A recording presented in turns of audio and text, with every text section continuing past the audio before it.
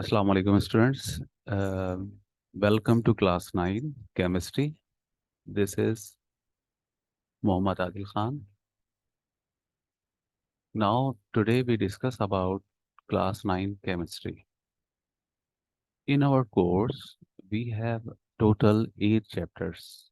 Chapter number 1 Fundamental of Chemistry, chapter number 2 Atomic Structure, chapter number 3 Periodic Table and Periodicity of Properties. Chapter 4 Chemical Bonding, Chapter 5 Physical States of Matter, and the chapter number 6 Solutions, and chapter number 7 Electrochemistry, and the last chapter is chapter number 8 Chemical Reactivity. This is our first chapter and first lecture about unit number 1 Fundamental of Chemistry. Before we starting the syllabus, first we all know that what is chemistry. Chemistry is a branch of science that deal with the properties, composition, and structure of matter. Chemistry also deal with the changes involved in the matter. It also deals with the principle governing the changes which matter may undergo. First of all, I would like to inform you that chemistry basically is a branch of science. And what is the science? Science is the study of nature. In chemistry, we have discussed what is a matter and what is the composition of matter, how matter will make, and what is the structure of matter and the properties of matter. So the topic is matter. Matter, anything, this is matter. Matter is anything which occupy space and have its own mass. Matter is anything which occupy space and have its own mass is called matter. There are four states of matter. Three states of matter you have discussed in class till 8, solid, liquid, and gas. But in class 9, we have discussed two more states of matter like plasma states, and another one is BEC, Bose-Einstein condensate. So chemistry, branch of science in which we study about properties, composition, and structure of matter. It also deal what is the change in matter and also deal with the principle. What is the principle when we follow the when we mix the different chemicals and when we react the different chemicals, what will be the change? In these all topics we have discussed in chemistry chapter chemistry. Now we study chemistry. So what is the role of chemistry in our society? Chemistry played a very important role in our daily life, in our food, in our clothing, shelter, medical treatment, chemical fertilizer, crops protected from insecticides, refined food production, artificial fiber, production of cement, bricks, glass, paint, etc. These all are due to chemistry. Chemistry has played important role. If you're talking about food, clothing, shelter, medical treatment, before chemistry, we don't know, we still know, but not confirmed that how to make good fertilizer. This is just because of chemistry. We know that how to make better fertilizer and our crops production might be uh, good in particular area. Is this just like a example that we have a particular area and we are cropping and then we can get 1 ton rice or any food item. But due to chemical fertilizer, we are able to make those fertilizer in which we have make so many rice or anything in good quantity. Sometimes we face insecticides in our crops. Due to chemistry, we are able to make those medicines in which we have resolved our foods.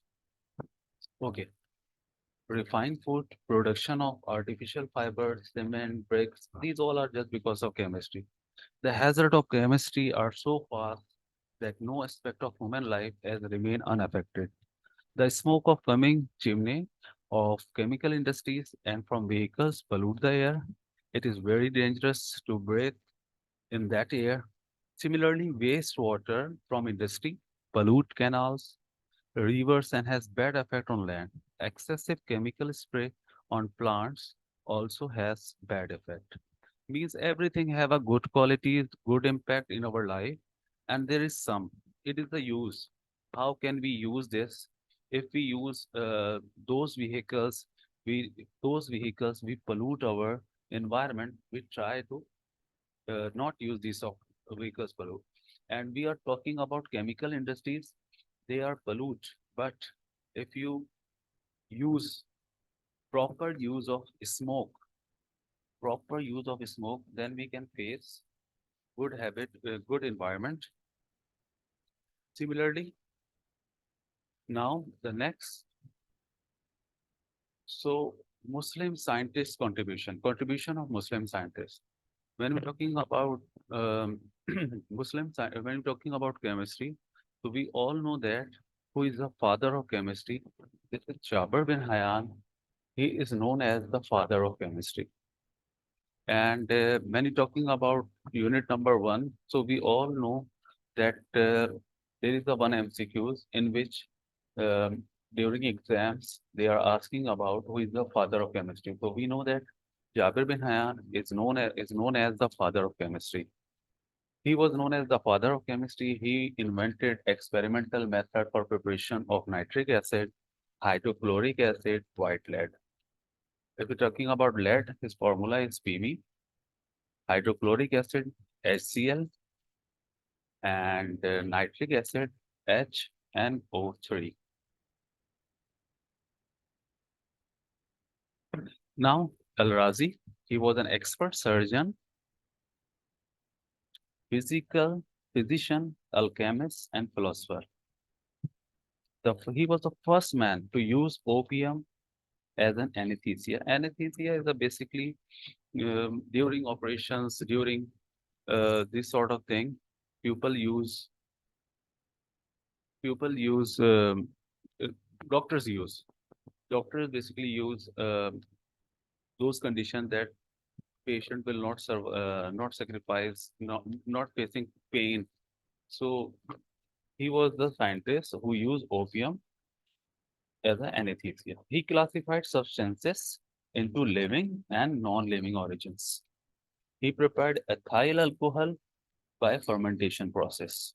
Al-Biruni, he contributed a lot in physics, metaphysics, mathematics, geography, and history. In the field of chemistry, he determined the densities of various substances. So what is density?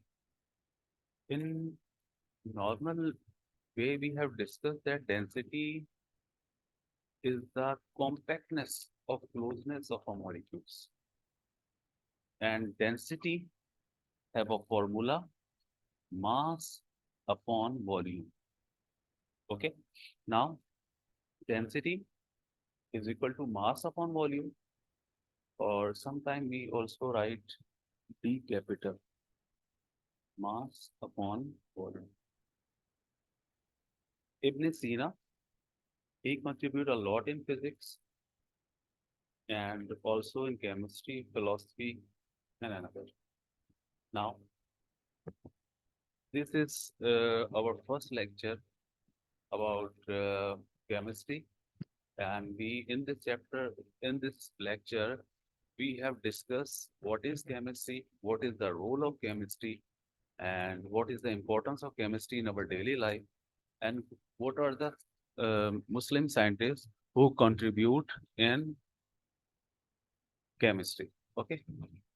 Thank you. Allah Hafiz.